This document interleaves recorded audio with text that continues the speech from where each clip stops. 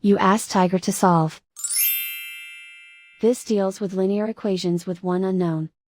The final result is c equals 7. Let's solve it step by step. Group all constants on the right side of the equation. Subtract 26 from both sides. Group like terms. Simplify the arithmetic.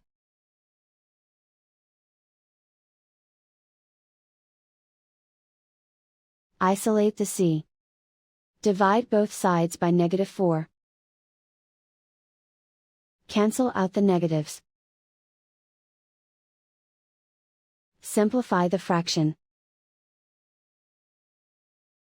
Cancel out the negatives. Find the greatest common factor of the numerator and denominator. Factor out and cancel the greatest common factor. And so the final result is c equals 7.